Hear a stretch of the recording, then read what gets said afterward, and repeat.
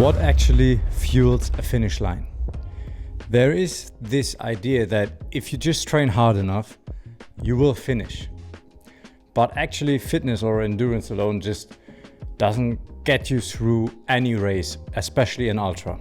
In reality, you don't race on fitness, you race on fuel. Your body is the engine, sure, but if you don't keep the engine fed, hydrated and balanced, it will shut down. So welcome back YouTube to another video. This video isn't about calories. It's about how I try to keep my system running for a full double ultra triathlon. From the first stroke in the water to the last step on the run. Fueled and sponsored by styrkr.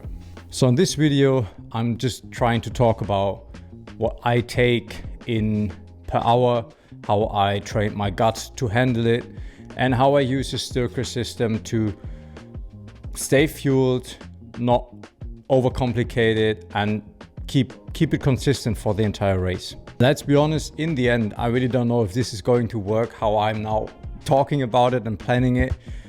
But at least if you don't have a plan, you can not try to execute it. So why does fueling matters more than ever?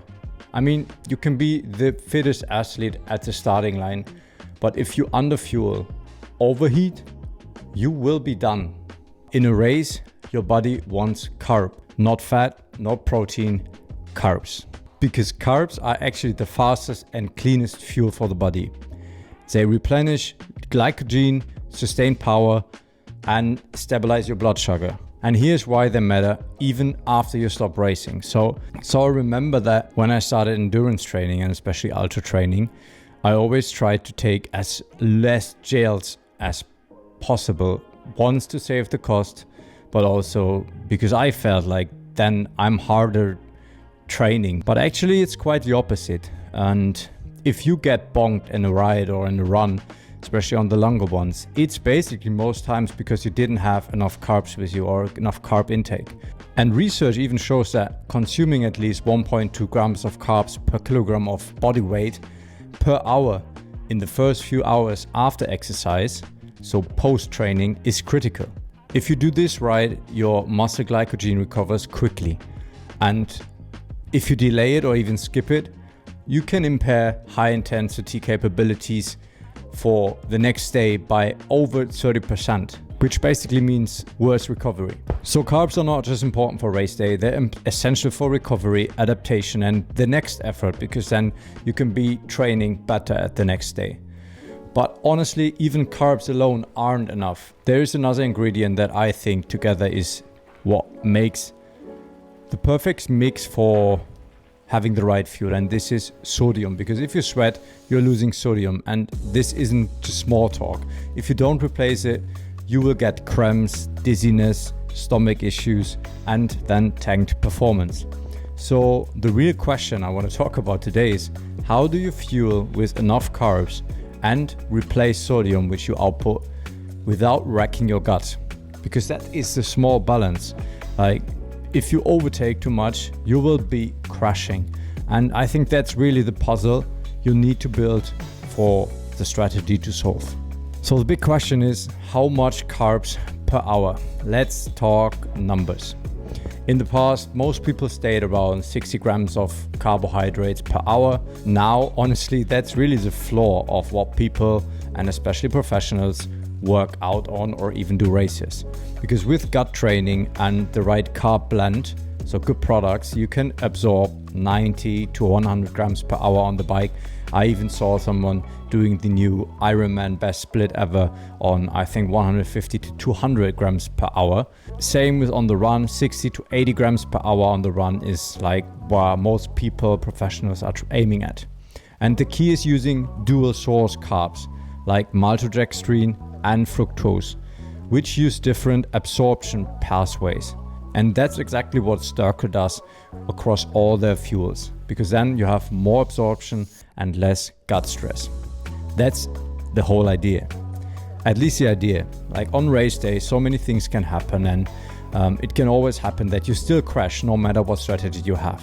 In the end, none of this works without structure. So that's why I definitely need to talk about my plan for the race with my supporters, my crew. So actually one of the most important things when it comes to your fueling while an ultra race is that your crew knows your plan as well.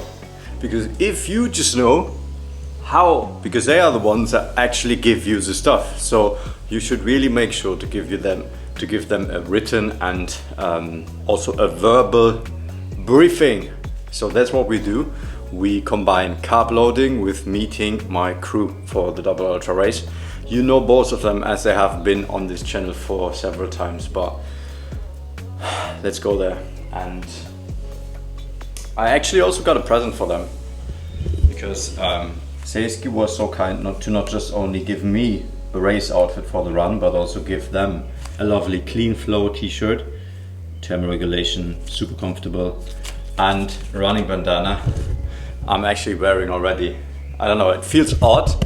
Inside I feel comfortable. I'm not sure how I feel with it outside, but how does it look? Tell me. Give that, but this video is about how I fuel. So let's brief the guys about our fueling strategy.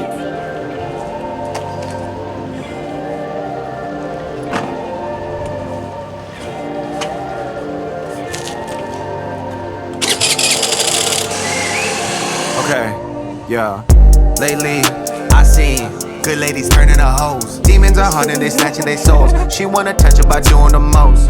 Same old story, different joke. Shorty ain't cooking, she easy to roast. She wanna touch it by doing the most. Hey, she wanna touch it, but I'm going ghost. Don't feed the ego, this type of roach. Nikes are white, cause I'll step with a force. Think she a 10, but she barely a 4. Lifestyle she wanted, could barely afford. Spent too much time on the cellular phone. Should've picked up the dumbbell, not picked up the fork. I'm in the hookah lounge blowing these old.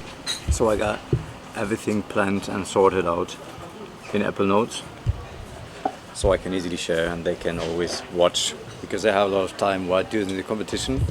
They can just reread it. And actually, like, without supporters, it's basically not possible to do a quality good ultra competition, right? As you know, you need, imagine I would need to stop to refill my bottles. So, man, I'm just insanely grateful to have these guys, both of them. And yeah, they spent the whole weekend there, from Saturday 4 AM to Sunday, and won't get any or a lot of sleep, and they will be drained. So I really appreciate someone going through that just to be part of that and support me. The only thing is, both of them, as always, first one, punctual, the German guy. Where are the others? I'm over your head on my tippity toes. Used to be nice, I can't do it no more. When I pick up your call, the volume on low. I've been around, I see how it goes. Toying around like G.I. Joe. After the fun, you'll be all alone. Good job, you lost your home to be unyoked. Lately, I seen good ladies turning to hoes. Demons are hunting, they snatching their souls. She wanna touch it by doing the most. Same old story, different joke. Shorty ain't cooking, she easy to roast. She wanna touch it by doing the most. Nobody know when it's all time to go. My heart is dropping like Geronimo. A second a minute like Kylie Minogue. You squandered a bibbity bobbity boo. You lost the magic cause you never had it. Gave you the world but you call him Aladdin. These are the habits of digital addicts. I call her letter, she giving out cabbage. Out of the blue, I got the news. Heard about harlots and your living proof. Told him it's harmless, he trust. How did I train my gut? Of course, I didn't start with 100 grams an hour. I trained it, just like endurance. On most rides, even every long ride, every race sim, every long run, I always try to have the same fuel, so my body really get used to it. At first it was 60 grams an hour, then 75, then 90. I practice it in different scenarios. Basically every training over an hour, I try to take some supplements to keep my carb level high. Because race day is not the time to test your gut. Fueling is a system, a training, And like every other system in endurance, you build it and you need to test it up front. Let's talk about the race and how I really try to have, because the race, I'm going to be out on the race for maybe 24 hours, maybe longer. So I really need to think about how to fuel it. And before the swim, I will definitely take one gel with 50 grams of carbs to front load, clean 50 grams. Then in the swim, because it will be like 2.5 hours, I will do one break, take one gel, drink a little bit to not go underfueled on the ride already. Because then on the 360k on the bike, it is actually going to be very important how I fuel there. This really makes or breaks my race. I try to follow a strict hourly loop there, which means I will try to take 110 grams of carbs. I do that with taking one gel 50 and have one mix 60 in my bottle of 500 milliliters water with one SLT 07 tab, which is 500 milligrams of sodium. On the run, I scale things slightly because you can't take that much, in my opinion, without crashing your gut because of all the movement on the body. So I take one gel every hour and just drink a little bit of sodium. I don't know what I'm possible to drink, like maybe 100 milliliters with like 100 milligrams of sodium. So this is just the theory of the strategy. Honestly, I'm curious by myself how this is going to work, as I've never raced that long, and it's definitely a difference if you just do a 5-hour bike ride and take it like that, but the gut needs to do it for another 10-15 hours. So what if the gut is actually shutting down? The truth is that even with a perfect plan, things can still go wrong, and that's definitely where you should have a fallback plan. So if I feel dizzy, bloated, or just off, I will definitely cut my intake to 50%. I'll try to reduce the pace, walk if I have to, let the gut settle, and then rebuild slowly into fueling, because doing the race under fueled will be just way tougher than having the right fuel amount. And I think you can't force food if your body tells you that it's just not digesting. Let's talk about why I use styrkr. Like I said, I definitely tried a lot of the brands on the market. I've had Morton, I had so many brands that before I introduce you to a brand I work with, I actually purchased them all of myself, and throughout all of the endurance years, I think in different competitions you have them all and you tried them. And in the end, for me, it was a big part of it was definitely how it's set up, but also the taste, because for example, Morton having those very jelly gels, I just can't take it. I want to swallow it and not chew it. So the gels, and I take a lot of gels in my training and on my races, I really like them. So they have dual source carbs, just 6 ingredients, no preservatives.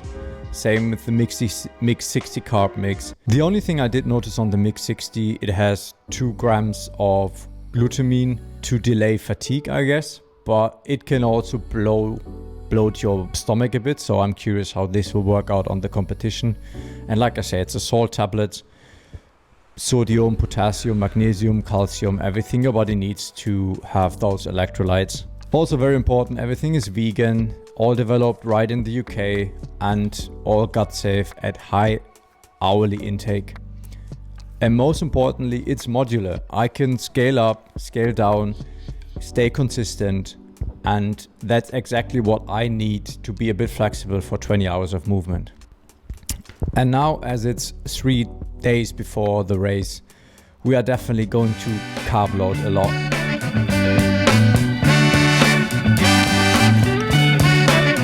So deep in love, oh yeah, with a wonderful girl, the loveliest girl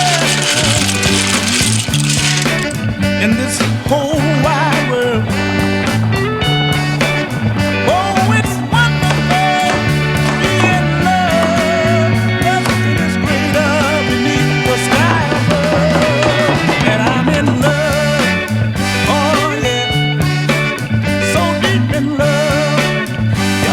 To me now, thought I was through.